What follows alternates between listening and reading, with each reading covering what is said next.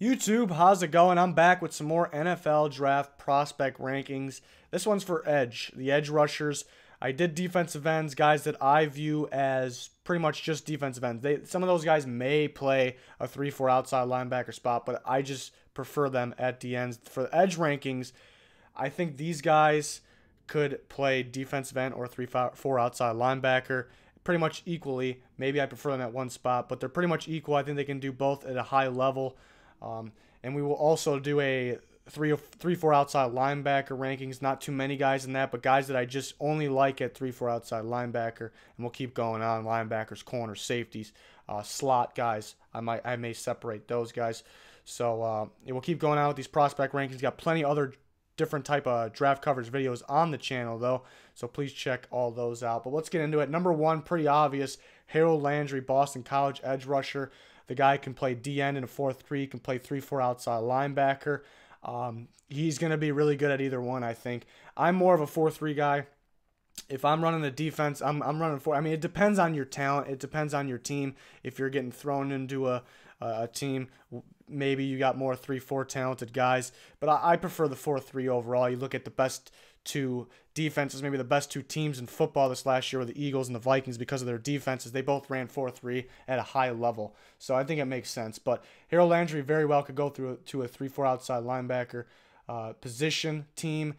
Very similar, though. The defensive ends and 4-3s and 3-4 outside linebacker, not far off. But I really like Harold Landry. I like his outside move. That dip is just, you don't see that. And he's climbing up my boards. He's been in my top 10 on my big board.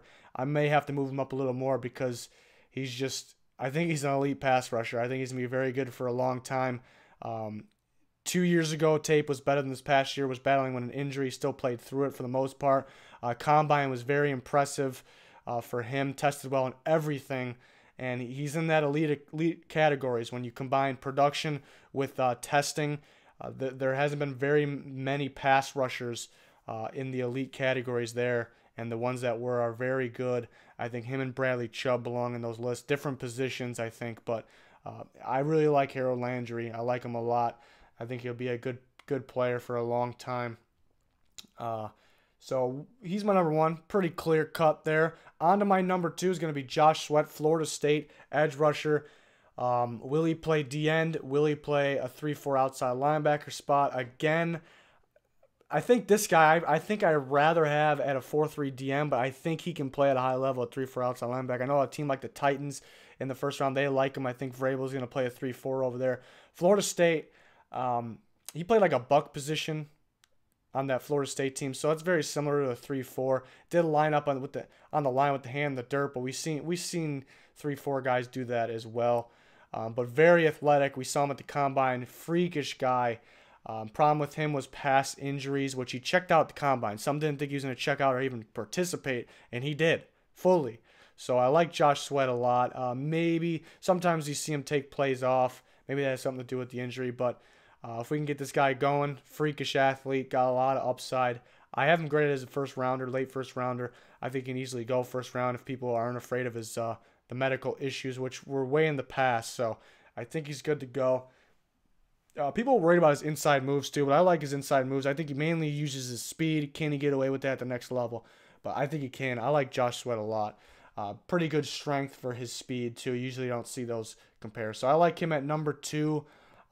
Question is, will he play? I mean, it depends on who drafts him. But that's why I think he's so high. I'm higher on him than I was in the past, is because he can play in either defense, in my opinion. On to number three, Dorrance Armstrong from Kansas. I like Dorrance Armstrong a lot. I think it wouldn't be a bad pick in the second round, but I think he may end up going third round earlier during the year, maybe viewed as a first round guy 2 years ago. Very impressive 2 years ago. If he would have came out in that draft, last year's draft class, he would have been a lock in a first round pick. Lack of production this year scares people, but I think it's the team's fault. I think they asked him to do different things. I think he got double teamed a lot as well. Kansas runs a 4-3. But we've seen him stand up a lot this year, which is interesting. A 4-3 stand-up end. Not a lot off from a 3-4 outside linebacker. They stand up on the line, but they also stand up off the ball a lot too, which he didn't really do. He was on the line at all times. I liked him much better when his hand was in the grass. Um, Very athletic, very strong. I think his combine numbers, they weren't bad, but they weren't really where I thought they would be.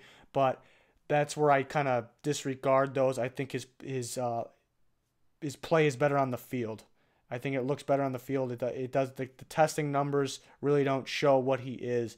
So I like Dorrance Armstrong a lot. I think became a sleeper.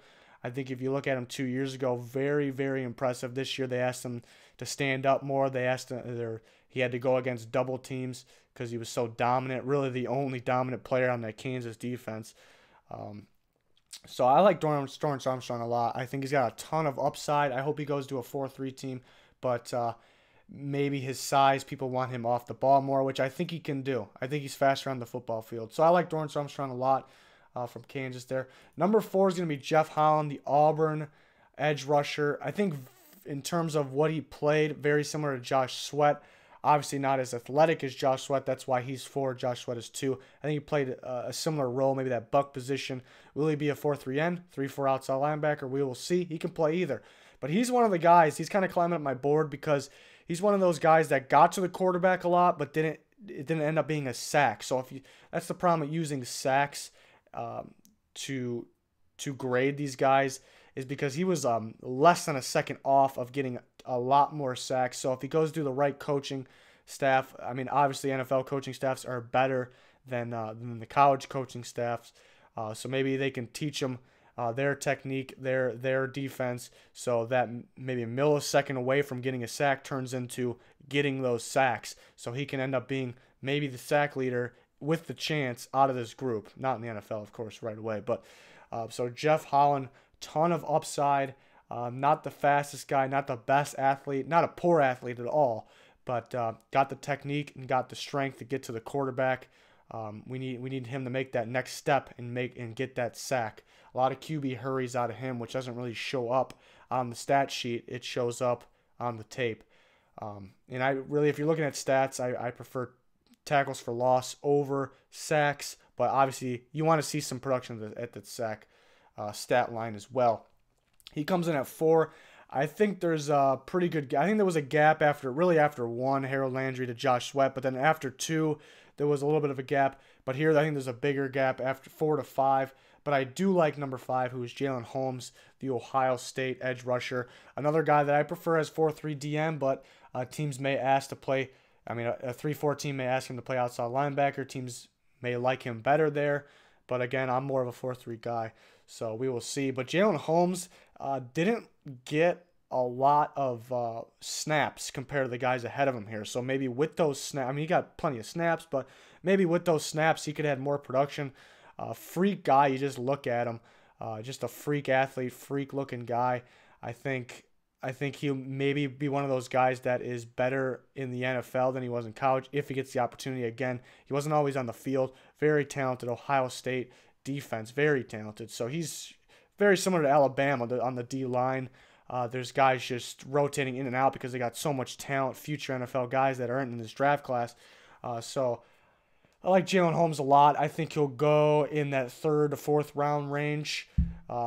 Interesting to see if 3-4 or 4-3, pretty much like all these guys, which type of team would draft him. A couple more guys here. Number 6 is Hercules Mataafa from Washington State. Very interesting prospect because he played D-line. He was more of a weird defense. He was more of a D tackle, but he's not going to be able to play a D tackle spot because he's undersized. I'm usually all for the undersized guys, but this is a weird one. You know, a lot of production from him. I prefer him.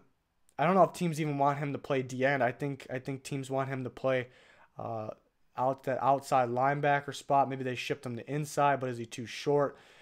He's a very tricky prospect. I mean, the upside is he could probably play any of those positions, but the bad thing is, will a team give him the chance because of his size? So I put him with the edge group because he's good at rushing the passer, but he really can end up playing a linebacker spot, a DN spot. It really depends on the team that drafts him. Probably be a special teamer early on, but his production, the way he gets the job done, I had to put him at 6. I mean, not too many guys in this group, so I guess it's not saying too much, but I couldn't put some other guys ahead of him.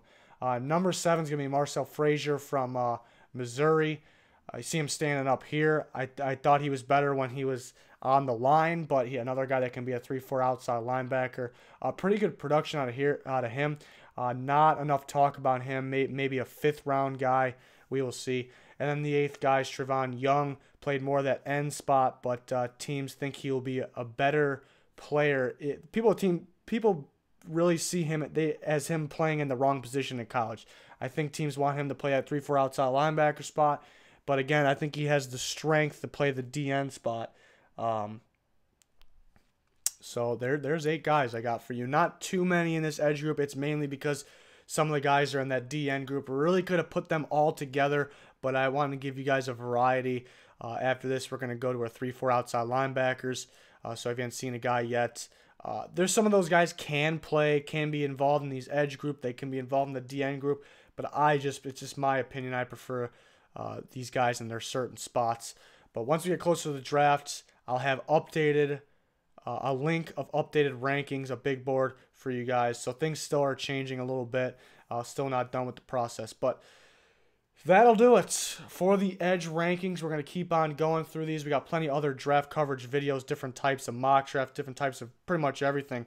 So please check that out if you haven't already. Please like and subscribe if you haven't done that already. Thanks for watching. Stay tuned for more. Goodbye.